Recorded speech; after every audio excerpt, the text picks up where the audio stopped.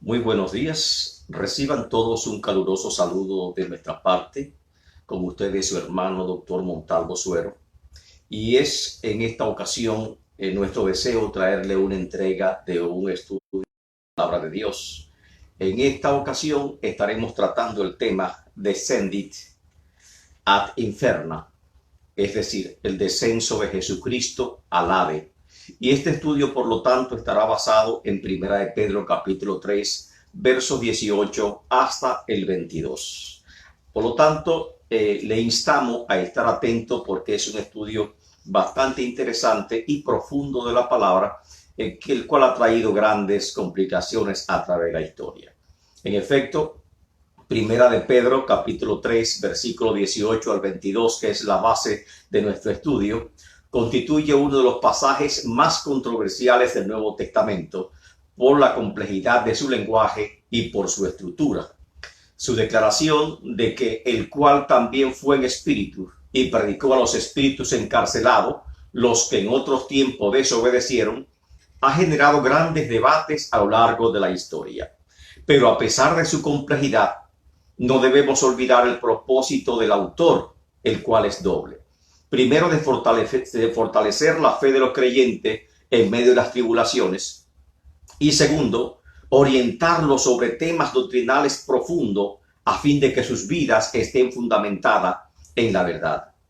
Richard Longenecker, en su libro Exégesis Bíblica en el Período Apostólico, las páginas 69 y la página 172, afirma en su libro Espíritu Hermenéutico, propone que solo el versículo 18 es poético y el resto del pasaje no lo es. Por lo tanto, debe ser interpretado de esta forma.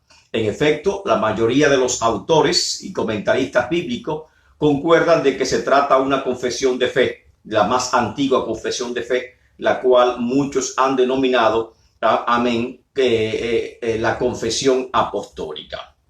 Esta confesión trata acerca de la muerte, resurrección y el descenso al Hades de nuestro Señor Jesucristo, así como su ascensión a los cielos. Estos temas los estaremos analizando en este estudio de este día, lo cual aconsejamos prestar atención porque hay términos un poquito complicados que es necesario que nosotros nos relacionemos con ellos. En una parte preliminar del tema descenso de Jesucristo al Hades, tenemos que ver el primer verso, que es el versículo 18, amén, que Pedro inicia de forma poética. Es una estrofa compuesta con 4 versos paralelos. El primer par de versos es un verso sintético, es decir, que el segundo verso le agrega más contenido al primero, por lo cual dice: porque también Cristo padeció una sola vez por los pecados. Ese es el primer verso. Segundo verso: el justo por los injustos para llevarlos a Dios. Este verso es sintético. El siguiente verso, el siguiente par de versos, es un verso antitético, porque conlleva en sí una contradicción. Y por lo tanto dice: siendo la verdad muerto en carne. Ese es el primer verso. El segundo verso: pero vivificado en espíritu. Por lo tanto, muchos no notan la traducción, que ese primer versículo es poético, tomado de una estrofa posiblemente de algún viejo himno bautismal. Sin embargo, Pedro lo hace de esta forma e inicia este tema tan importante de forma al estilo poético, al estilo de los salmos de enseñanzas, de los salmos didácticos, y esto no es más que una muestra de elegancia literaria. En vez de nosotros confundirnos de por qué el primer verso es poético y el resto no, tenemos que verlo como hizo Lucas, amén, que combina en su narración del Evangelio y en Hechos de los Apóstoles, combina también citas del Antiguo Testamento y combina también cita de algún poeta, cita de algún gran escritor o algún himno bautismal antiguo en su redacción con los evangelios. Y esto lógicamente lo interpretamos como una riqueza literaria. Y así debe ser con Pedro. Aunque le comentaba anteriormente en otros videos que se cuestionaba si Pedro fuera el autor precisamente por esta elegancia literaria que se está usando. Y recordemos que aunque Pedro tal vez dictó directamente, al final del capítulo, Pedro habla que esta carta fue escrita por uno de sus colaboradores que estaban ahí. Y por lo tanto tenemos que ver que no solamente él intervino en la redacción de este importantísimo libro que hoy estamos estudiando. Matthew Henry, comentarista bíblico, presenta que Cristo, amén, es presentado como ejemplo, como argumento de paciencia en los sufrimientos. Cristo es presentado como aquel que no conoció pecado y que sufrió en lugar de los pecadores. Y si Cristo no pudo ser liberado de los sufrimientos, sino que tuvo que pasar por ellos, ¿por qué pensamos, se pregunta Matthew Henry, que es el argumento, ¿por qué pensamos que nosotros seremos librados de sufrir? Enfatiza que el fin y el diseño de los sufrimientos de nuestro Señor Jesucristo era para reconciliarnos con Dios y para llevarnos a la gloria eterna. Y por lo tanto nos aconseja seguir sus pisadas, tal y como lo hace el apóstol Pedro. Ahora, en la primera parte de este análisis tenemos que ver la declaración apostólica que dice: Cristo fue muerto en carne y sepultado y descendió al Hades. ¿Qué significa esto? Comencemos con un pequeño análisis o exégesis de Primera de Pedro capítulo 3, 18. Que dice: porque también Cristo padeció. Y la palabra padecer es epathem, padecer, sufrir, amén, soportar. Y dice una sola vez, aunque enfatiza mucho la tradición española una sola vez, en la griega solamente aparece padeció una vez por los pecados. Y todos sabemos que la palabra pecados es amartía, viene por tanto amartión. O sea, Cristo padeció en relación con los pecados.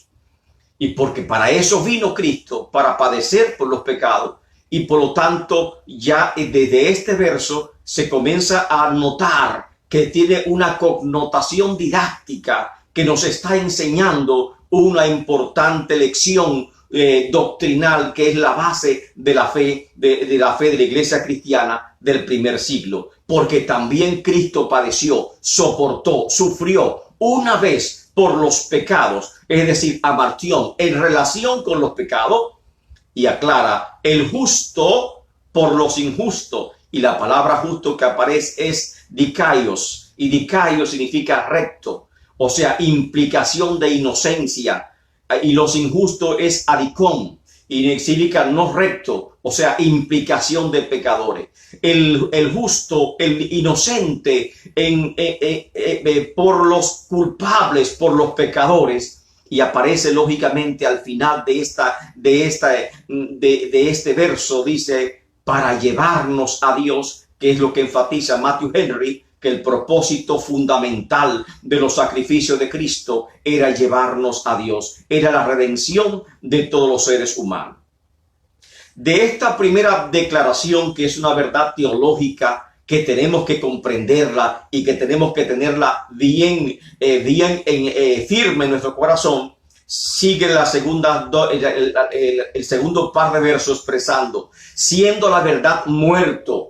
Y esta declaración, ¿por qué muerto? Porque muchos negaban la muerte de Cristo, porque tal vez, amén, no querían afirmar que Él en realidad murió para negar la resurrección corporal de Cristo Jesús.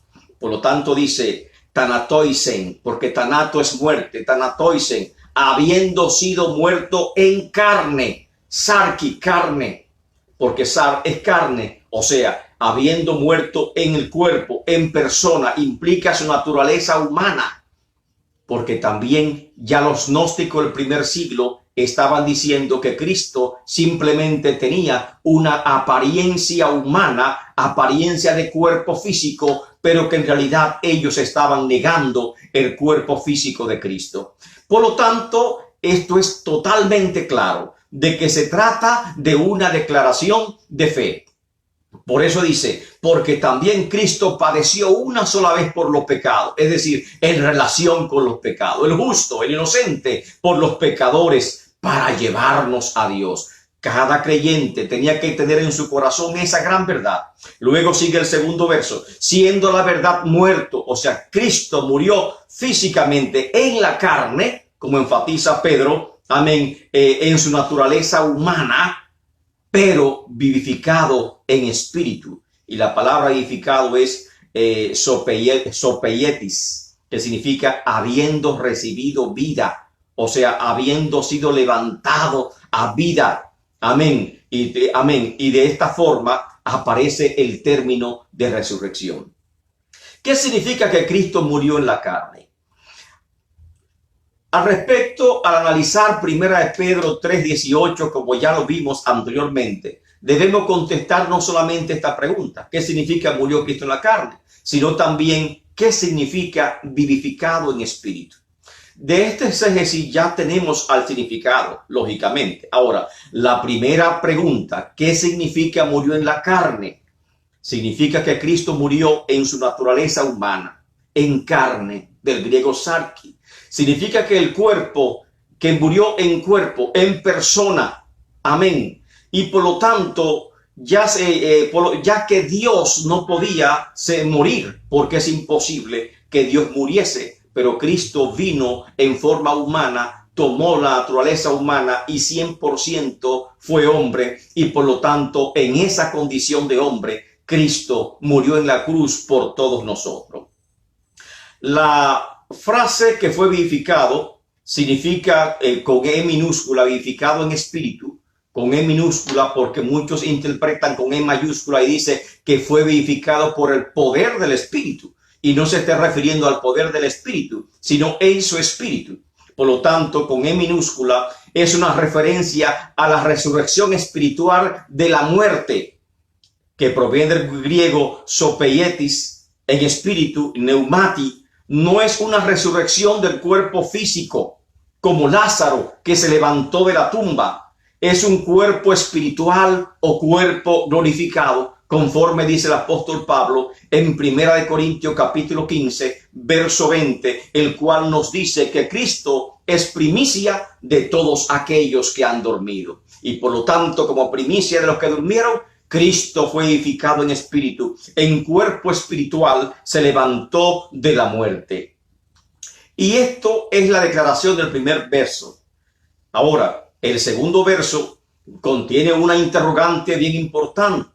¿Descendió Cristo al Hades? Y por lo tanto tenemos que analizar 1 Pedro 3:19.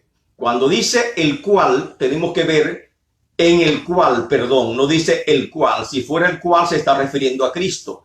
Pero estos versos, el 18 y 19, no deben ser separados. Deben leerse como si fuese una unidad.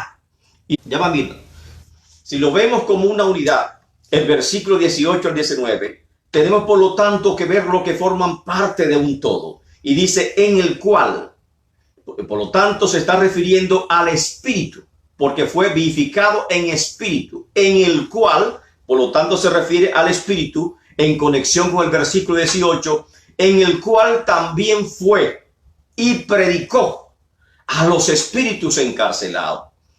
O sea, también fue donde fue Cristo. Lógicamente se está refiriendo a los espíritus encarcelados y fue donde moraban los espíritus encarcelados, es decir, descendió Cristo al Hades, es lo que está indicando este verso, amén, y predicó allí a los espíritus encarcelados. La palabra predicar, ekerixen, del verbo kerigma, proclamar, anunciar, y los espíritus encarcelados se traduce literalmente espíritus en prisión. Y habla el versículo 20 de cuáles espíritus se está refiriendo. Y dice, los que en otros tiempos, es decir, en el mundo antiguo, descendieron cuando una vez esperaban la paciencia de Dios en los días de Noé. Y es claro, en el contexto del verso 20, a cuáles espíritus encarcelados se está refiriendo. Mientras preparaba el arca en la cual pocas personas, es decir, 8, fueron salvadas por agua. ¿Descendió Cristo al Hades? Muchos vemos a 1 Pedro 3, 19 al 20, esto que le hemos leído, como una declaración del concepto descendit ad inferna. Es decir, conocido como el descenso de Cristo al Hades, un tema complejo y de crucial importancia. No obstante, autores como Matthew Henry afirman, en cuanto al viejo mundo, es decir, antes del diluvio, Cristo envió su espíritu, dio aviso por Noé. En otras palabras, está afirmando que no fue Cristo en persona que descendió al Hades en espíritu, sino simplemente que tenemos que interpretarlo de forma espiritual y afirmar, como él dice, que fue que envió su espíritu y el espíritu de Cristo a través de Noé predicó a aquella generación, amén, del mundo antidiluviano. Y por lo tanto él sigue diciendo, y los espíritus de los pecadores desobedientes, tan pronto como están fuera de su cuerpo, o sea, tan pronto fallecieron con el diluvio, amén, se han comprometido a la prisión del infierno, donde los que despreciaban la advertencia de Noé están ahora y de donde no hay redención. Simplemente él niega que Jesucristo fue al infierno. Pero hay otros autores que hacen lo mismo. En otras palabras, para algunos autores este texto no establece que Cristo descendió al Hades. Enseñan que el contexto se refiere a Noé y que corresponde a una cita del libro de Enoc, que es, por ejemplo, en 2 de Pedro 2:4 nos habla el libro de Enoc. Judas capítulo 1, versos 14 y 6 me habla el libro de Enoc. Y que Pedro hace referencia de este libro en su contexto de 1 y 2 de Pedro, olvidando tal vez las declaraciones de Pablo en Efesios 4, 8 al 10, que sí establece con toda claridad que Cristo sí descendió a la parte más profunda de la tierra.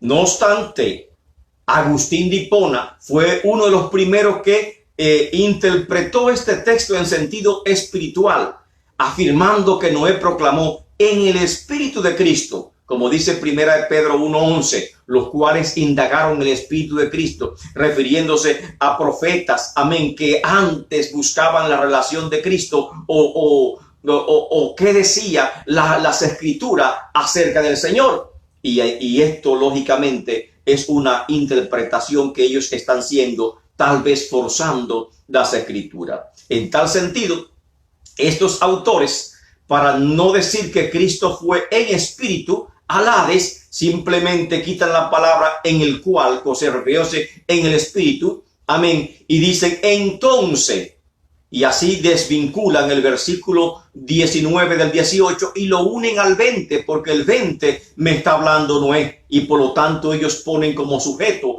a Noé, y que habla una interpretación espiritual de que no fue Cristo que descendió. No está hablando que Cristo haya descendido, sino simplemente está diciendo que Noé predicó en el Espíritu de Cristo a aquella generación antidiluviana y que ellos tan pronto perecieron, fueron condenados al infierno, pero la predicación se efectuó cuando ellos aún estaban en vida. ¿Descendió Cristo al Hades? Lógicamente que hay gran confusión de intérpretes y gran confusión teológica al respecto. El término Hades es una traducción griega de la voz hebrea Seol, usada en el Nuevo Testamento. El Hades en griego significa lo oculto, lo que está escondido, y se refiere al lugar o morada de los muertos. En tal sentido, todos los muertos, buenos y malos, descendían al Hades o descendían al Seol, según leemos en Génesis 13, 37 al 30 y 35, Génesis 45, 38 y otras partes del Génesis, que simplemente usted busca lo que es, amén, una concordancia bíblica, pone la palabra Seol y aparecen todos los textos donde se refieren a la misma. En el Antiguo Testamento, el Hades o el Seol está en las regiones más profundas de la tierra, como lo establece Job 17:16, Amós 9:2, y también lo vemos en Efesios capítulo 4, versículo 9. En la mitología griega, Hades era el dios de las regiones más bajas de la tierra o del inframundo. Pero tenemos que seguir al punto de vista bíblico. El Hades es descrito como un lugar donde no hay regreso, donde no hay retorno. Job 7:9. Donde las almas permanecen allí cautivas. El Hades es claramente distinta al Gehenna. Y esta palabra Gehenna la usó mucho Cristo en los evangelios, Mateo 5:22 y 5:29, Mateo 10:28, 18:9, 23:15 y 23:33. Cristo usa la palabra Gehenna, no Hades, nunca Hades, Gehenna. Y Gehenna significa infierno. Amén. Y por lo tanto, el Hades es muy distinta al infierno. No podemos decir, ¿descendió Cristo al infierno? No, porque son lugares distintos. Amén. ¿Descendió Cristo al Hades? Sí, el Hades es un término, amén, utilizado para referirse al Seol y se refiere a las moradas de los muertos. Y el término infierno es en la Biblia utilizado como abismo, en griego Tartarus, el lago de fuego y azufre, que aparece mucho en la Biblia, en el Nuevo Testamento, el Gehenna o el Valle de Hinnom. Con esos términos se refiere a la palabra infierno, que por lo tanto es distinta al Hades. Las profecías bíblicas, el Hades es vista como la morada de los muertos o también se define como tumba o sepultura. Es un lugar distinto, es un destino, mejor dicho, un destino temporal de todas las personas que parten de este mundo.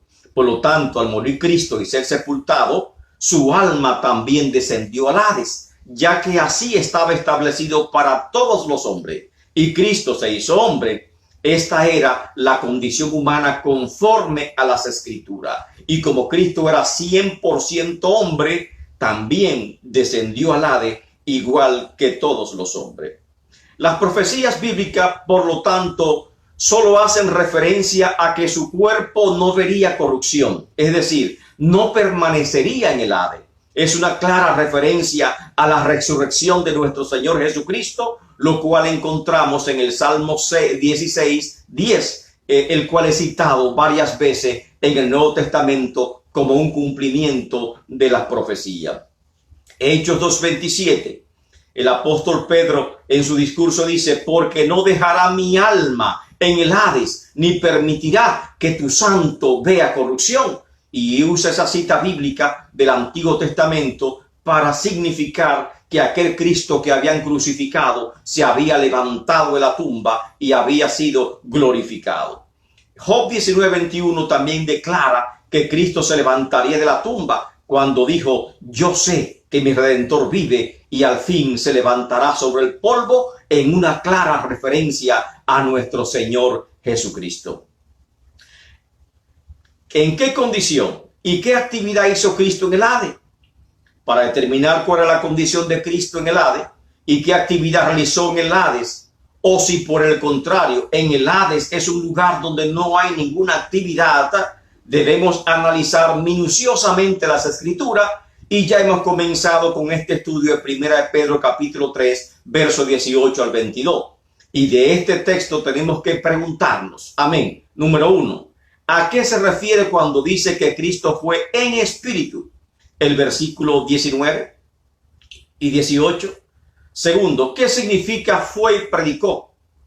Del versículo 19. ¿Dónde fue Cristo? ¿Al Hades o al infierno? Aunque ya esta pregunta evidentemente parece clara, pero hay que analizarla debidamente. ¿Y qué se entiende por espíritus encarcelados? Contestando estas 4 preguntas, vamos a poder analizar, sondear debidamente este tema, el descendit ad inferna. Cuando hablamos, ¿qué significa que fue en espíritu? El concepto, aquí aparece un concepto también latín como descendit ad inferna, que es latín. Otra vez aparece un concepto teológico latín que de antigua declaración de fe, que dicen triduum mortis. Triduum mortis significa triduo de muerte, y en español 3 días de muerte, que es el tiempo que celebra la pasión, muerte y resurrección de nuestro Señor Jesucristo. Este término triduum mortis en teología se refiere a la condición o el estado de Cristo entre la muerte y la resurrección. En tal sentido, la frase vivificado en espíritu que leímos ahorita en 1 Pedro 3:18 también viene a significar que Cristo en espíritu no se encontraba en un estado de sueño, sino en un estado consciente y muy activo, haciendo guerra contra Satanás. En 1 Pedro 3:19 inicia con la frase en el cual, es decir, en el espíritu, Es una clara afirmación de que Cristo descendió al Hades en espíritu y no en cuerpo, ya que su cuerpo permanecía en la tumba hasta el momento en que fue glorificado. Ahora, lo que más trae conflicto y más polémica ha causado en este versículo 19 es la siguiente declaración, en el cual también fue, y esta declaración, predicó a los espíritus encarcelados. La palabra predicar, ekerixen, proviene del verbo kerigma y que se traduce como proclamar o anunciar. Cuando el Nuevo Testamento quiere enfatizar que es una proclamación o un anuncio para arrepentimiento, generalmente utiliza otro verbo que no es kerigma, y es que es evangelixen. Evangelixen significa proclamar las buenas nuevas o proclamar el evangelio, o el contexto mismo nos indica que este verbo que kerigma está siendo utilizado como proclamación de las buenas nuevas.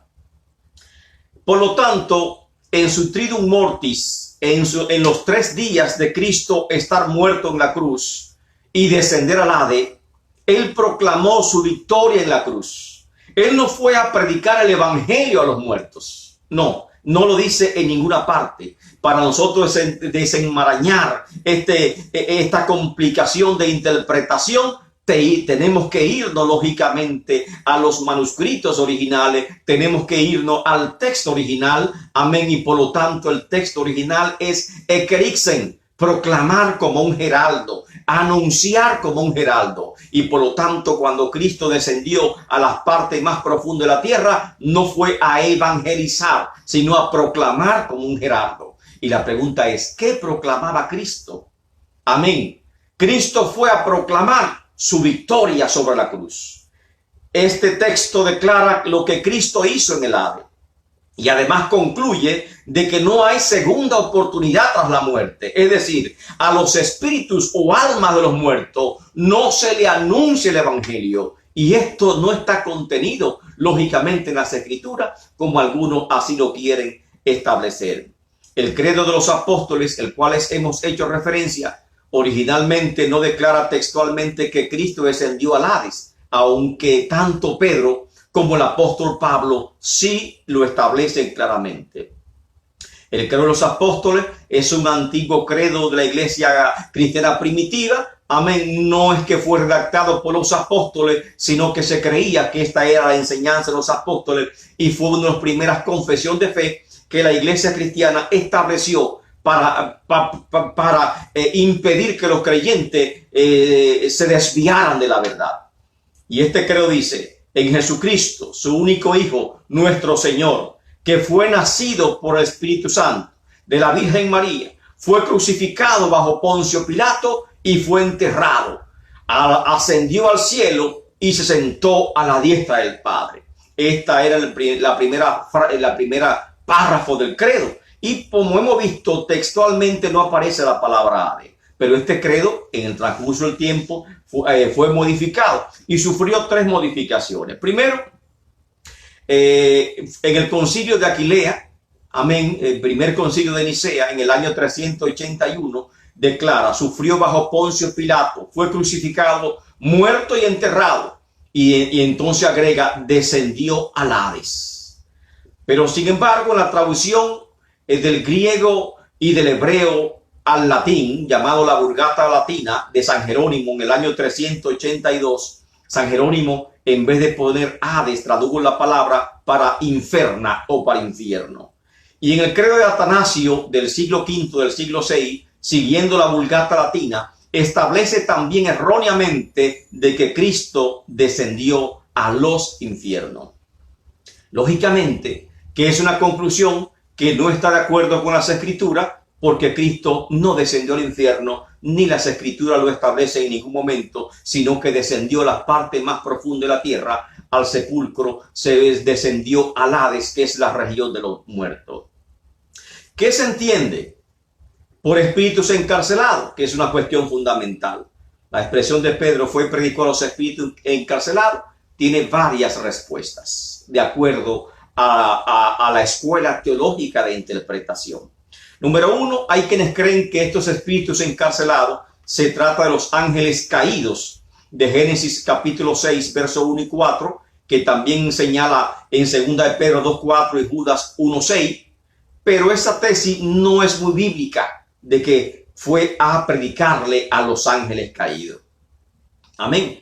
Otros afirman que se trata de los espíritus de los justos, que señala el apóstol Pablo en Efesios 4, 8 y 10 y Hebreo 12, 23.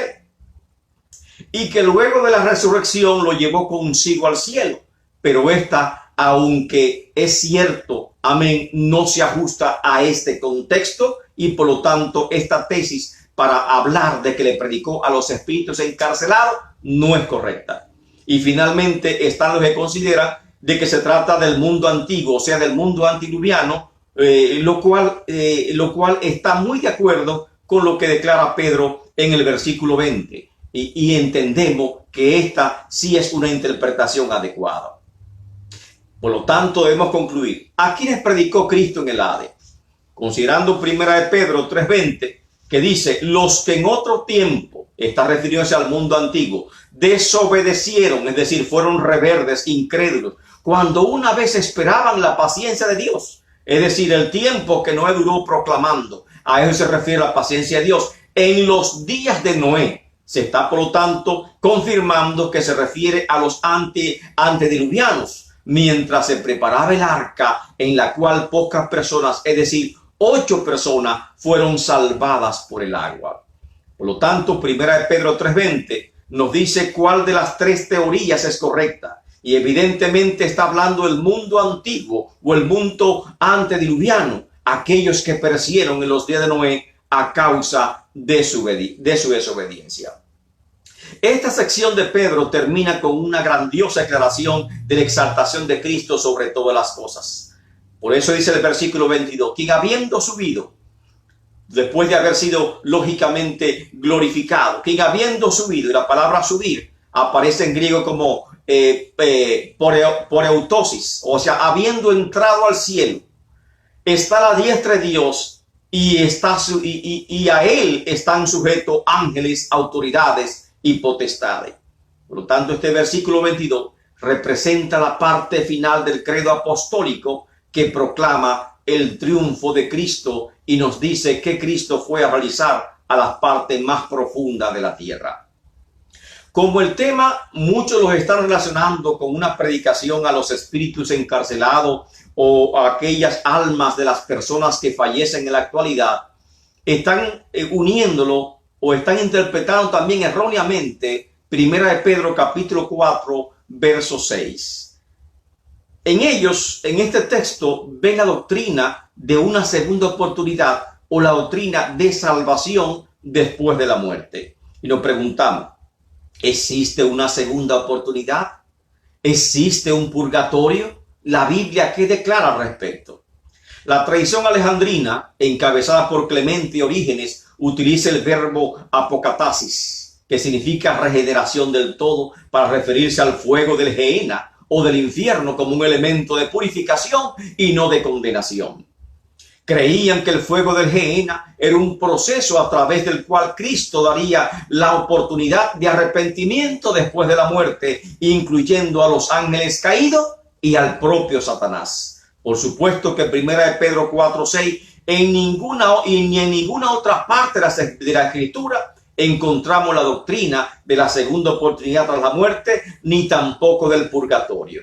Pero algunos intentan forzar las Escrituras haciendo una exégesis inapropiada del texto y de otro texto como 1 Corintios 3:15, en los cuales ellos malinterpretan la palabra se salvará como por fuego. 1 de Pedro 4, 5 y 6 dice de la siguiente manera. Hay que ver primero el contexto para saber de qué está hablando. A estos le parece cosa extraña que vosotros no corráis con ellos en el mismo desenfreno de disolución y os ultrajan. ¿A quién se está refiriendo con estos? Amén. Se está refiriendo con esto a los gentiles que son incrédulos y que están causando grandes problemas a los creyentes. Pero ellos, se refiere a los gentiles incrédulos, darán cuenta al que está preparado para juzgar a los que están vivos y a los que están muertos. Pero ¿de qué se refiere la palabra vivo, muerto? Amén. Y esto tenemos que seguir analizando. Y todo se complica cuando leemos el versículo 6 que dice, porque por esto también ha sido predicado el evangelio a los muertos. Y ello, lógicamente, que una interpretación superficial de este texto es lo que da cabida a que muchos crean que a los muertos, amén, a las personas después que parten de este mundo, tienen una segunda oportunidad de que el evangelio les sea predicado. Igualmente tenemos que analizar este texto, porque a estos se refiere, amén, a aquellos gentiles, y se refieren también por esto, es decir, que porque serán juzgados, amén, por eso es que se le ha sido predicado el evangelio, y así se aparece la palabra evangelixen en este texto. Ahora tenemos que analizar el contexto para determinar cuál es el significado, porque una de las reglas hermenéuticas es cuando un pasaje de las escrituras está escrito, tenemos que tomar la interpretación de acuerdo al contexto donde se encuentra. Y es claro que los espíritus de los muertos no tienen una segunda oportunidad de que se les predique el evangelio. Número 1, el tema del capítulo 4 es sobre los juicios de Dios sobre los incrédulos y también sobre los creyentes. Por lo cual Pedro concluye diciendo en este capítulo que es necesario que el juicio comience por casa. Y si el juicio comienza por casa, como dice Stanislao Marino, ¿qué será, amén, del pecador? La clave es que Pedro está declarando que este versículo, los incrédulos, aquellos que os ultrajan, serán juzgados sobre la base de que también a ellos le ha sido predicado el evangelio, como dice el versículo 6. El contexto de esta predicación es distinta a 1 Pedro 3:19. Por lo tanto, esta predicación del capítulo 4, esta predicación, como lo hemos dicho, no tiene lugar en el Hades, como ocurre en 1 Pedro 3:19, sino que tiene lugar en la tierra y mientras estos aún están vivos. Si analizamos el texto, luego de ver el contexto general, nos vamos al texto. Bien, en este texto no aparece el verbo querigma, sino el verbo evangelizar. Y Pedro emplea el verbo evangelixen, que se traduce proclamar el evangelio o proclamación de las buenas nuevas. ¿En qué tiempo se realiza esta acción? El verbo evangelixen está en aoristo, y aoristo significa es un tiempo pasado, pero que continúa en el presente. Y por lo tanto, no podemos decir que fueron y están siendo evangelizados, porque los espíritus de los encarcelados, amén, no fueron y están siendo evangelizados. No se puede proclamar, por tanto, esta afirmación. ¿Dónde se realiza esta acción? El escenario de esta predicación no está en el Hades, no es en espíritu, sino está en la tierra. ¿A quienes se les predicó el evangelio? A los espíritus de los muertos. No se trata, por lo tanto, de espíritus o del triduum mortis, la condición de muerte de 3 días bajo la tierra que tuvo Cristo, sino más bien, amén, que está hablando de muertos espiritualmente, aquellos que están muertos en sus delitos y pecados. Y está hablando de la muerte espiritual y no de una muerte física, conforme a Efesios 2:1 y Mateo 8:28. Dejad que los muertos entierren a sus muertos y tú ven, sígueme. Por lo tanto, si tomamos la interpretación literal sin ver que esta palabra está siendo utilizada en forma espiritual o simbólica, nos vamos a confundir en ese texto. No está hablando de una proclamación a los espíritus, amén, de las personas que fallecen de este mundo. ¿Y cuáles evidencias están en la palabra de Dios para nosotros afirmar esto? Lucas 16:19-31. En este relato de Jesús, del hombre rico y Lázaro, Cristo puntualiza lo siguiente. Primero, que al morir el mendigo, amén, como el rico, ambos descendieron al Hades o al sepulcro. Y eso está en Lucas capítulo 16, versículo 22. ¿Qué más establece? Que en el Hades el rico fue a un lugar de tormento y el mendigo fue a un lugar beatificante o placentero. Lucas 16, versos 22 y 23. Que el rico jamás tuvo una segunda oportunidad de cambiar su suerte o cambiar su destino eterno. y que por lo tanto ese destino eterno estaba completamente sellado. Lucas 16, verso 24 al 26. A pesar de los ruegos, amén, Cristo le informa que no era posible escapar del lugar donde él estaba. Cuarto, que la única oportunidad que el hombre recibe para creer y servirle a Dios es en vida y por los medios establecidos en las Escrituras.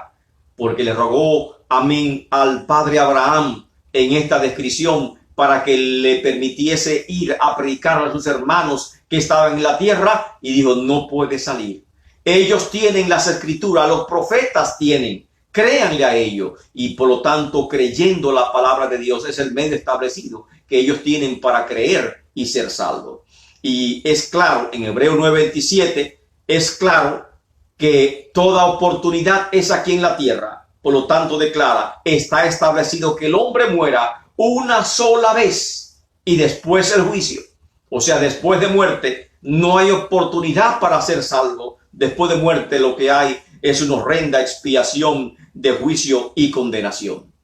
Por lo tanto, mis amigos, por lo tanto, mis hermanos, tenemos que saber que mientras estamos en vida es la oportunidad de creer en el Evangelio y es la oportunidad de servirle a Cristo Jesús. Después que partimos de este mundo, el destino eterno queda completamente sellado y no hay oportunidad. No interpretemos inadecuadamente 1 Pedro 3:19, que fue y predicó a los espíritus encarcelados, porque no se refiere a los espíritus, amén, de los que mueren en este tiempo, sino de la generación antes del diluvio. Y no fue a predicar el Evangelio, sino simplemente fue a proclamar su triunfo sobre la cruz del Calvario. Alabado el nombre del Señor. Y en 1 Pedro 4:6 tampoco establece una predicación a los espíritus o a los muertos, como muchos quieren decir, porque a los muertos o a los que están muertos, a las almas de los muertos, no reciben la oportunidad de que se les predique el Evangelio de Cristo Jesús. Para completar esta idea tenemos que analizar a Efesios capítulo 4, verso 8 al 10. Donde declara el apóstol Pablo el mismo tema del descendit ad inferna y señala cuál fue la obra principal que Cristo fue a realizar al infierno, o mejor dicho, al Hades. Efesios 4:8 dice, por lo cual dice, subiendo a lo alto, llevó cautiva la cautividad y dio dones a los hombres. Y eso de que subió, ¿qué es? Sino que también había descendido primero a las partes más bajas de la tierra, se refiere al Hades. El que descendió al Hades es el mismo que también subió por encima de todos los cielos para llenarlo todo. Ese es pleuma. Y esto de que subió, ¿qué es? Sino que también descendió primero a las partes más profundas de la tierra. Y ahí está otra vez la palabra Hades expresada acá. Cuando dice subiendo a lo alto, NB, o sea, ascendió. Y llevó cautiva, y habla de y llevó cautiva, es decir, tomó cautiva. Y cuando habla de cautividad se refiere a grupos de cautivos. Amén. Tenemos que interpretarlo correctamente también para no caer en contradicción. Muchos ven en ese texto el momento en que el seno de Abraham, o lugar gratificante que estaba en el Hades, es trasladado al cielo o llevado al paraíso, lo cual explica la expresión llevó cautiva la cautividad. Esto implica también por qué Cristo le dice al ladrón arrepentido allá en la cruz del Calvario, de cierto te digo hoy, que hoy estarás conmigo en el paraíso. El paraíso ahora es llevado, amén, el Hades de los justos ahora es llevada al paraíso o al lugar donde está Dios. Lucas 23:43. Y esto también le da un nuevo sentido a la promesa de Cristo a su discípulo cuando les dijo, voy pues a preparar lugar para vosotros. Ya su lugar no será más en el Hades, ya su lugar será directamente, como enseñan las Escrituras, en la presencia de Dios el Padre.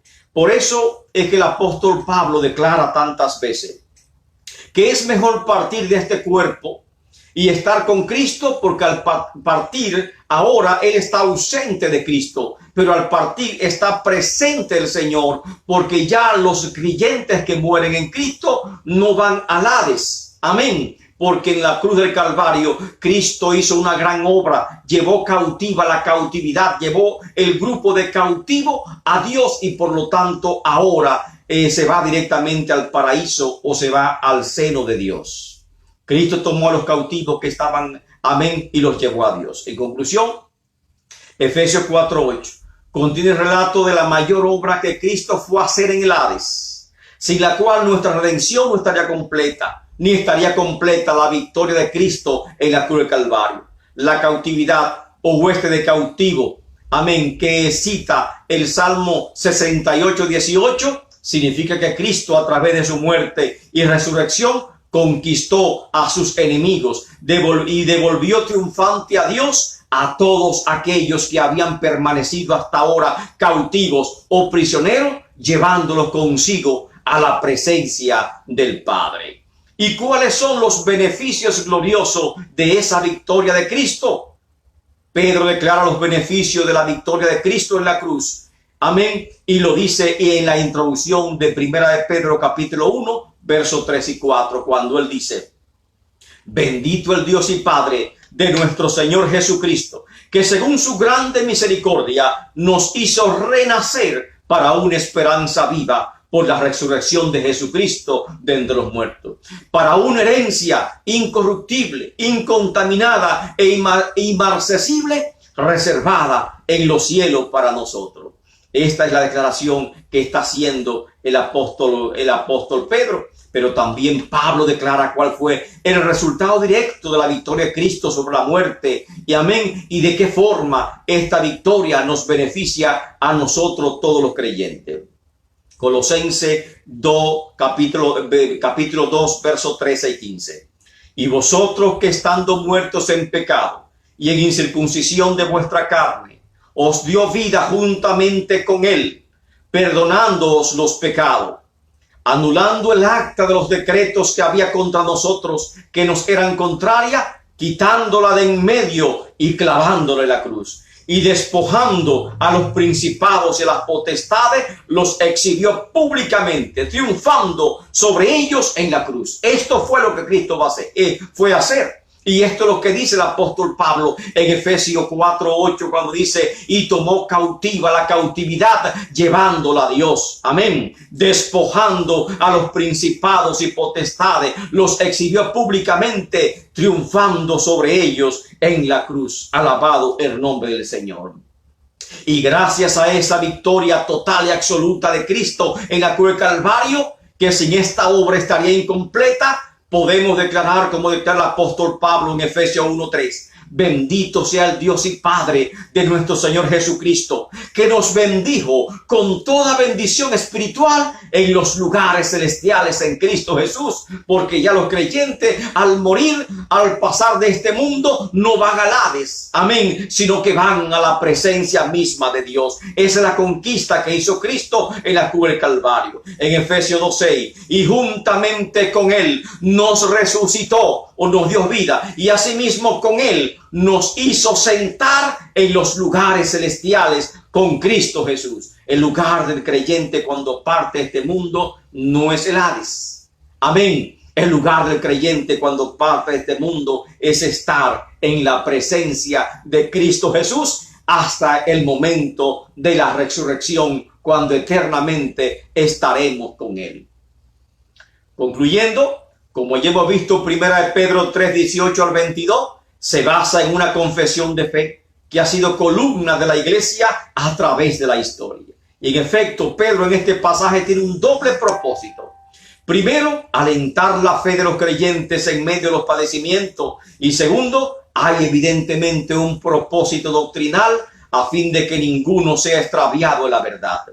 Este texto de Pedro establece sin lugar duda, sin la menor duda, que Cristo Jesús fue crucificado, que Cristo Jesús fue enterrado, que descendió al Hades en espíritu y que resucitó de los muertos y ascendió al cielo y que está a la diestra de Dios, y a él están sujetos todos los tronos, ángeles y autoridades.